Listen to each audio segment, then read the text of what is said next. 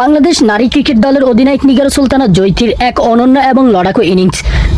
নেদারল্যান্ডসের মুখোমুখি হয়েছিল বাংলাদেশ। দাসদের দেওয়া 163 রানের বড় লক্ষ্য তাড়া করতে নেমে মাত্র 13 রানে 2 উইকেট হারিয়ে চরম বিপদে পড়ে দল। ঠিক সেই মুহূর্তে 4 নম্বরে ক্রিজে আসেন অধিনায়ক জয়ী।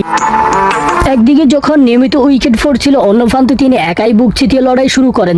সতীর্থদের ব্যর্থতার মাঝেও তিনি যেভাবে একা পুরো ইনিংসটি টেনে নিয়েছেন তা ছিল সত্যি প্রশংসনীয়। জয়ীর এই 77 রানের ইনিংসটি যদি আমরা বিশ্লেষণ করি তবে দেখা যাবে এটি ছিল টাইমিং, আক্রমণ আর ধৈর্য এক নিখুঁত মিশ্রিত।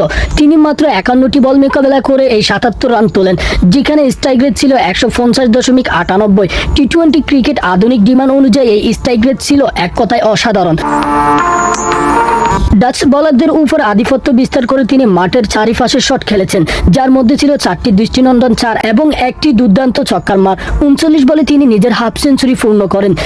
পুরো ইনিংসে তার রানিং বিটুইন দ্য উইকেট এবং বাউন্ডারি খোঁজার সিদ্ধান্তগুলো ছিল একজন বিশ্বমানের ব্যাটারের মতো।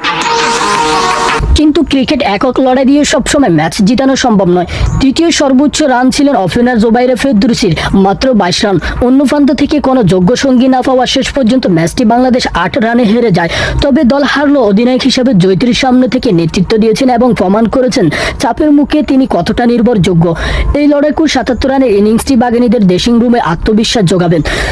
তবে সামনের ম্যাচগুলো ফাইনালে টিকিট পেতে হলে বাকি ব্যাটারদেরও দ্রুত ফর্মে ফিরতে হবে এবং অধিনায়ক জয়ীকে সাপোর্ট দিতে হবে। পাশে থাকার জন্য ধন্যবাদ সবাইকে।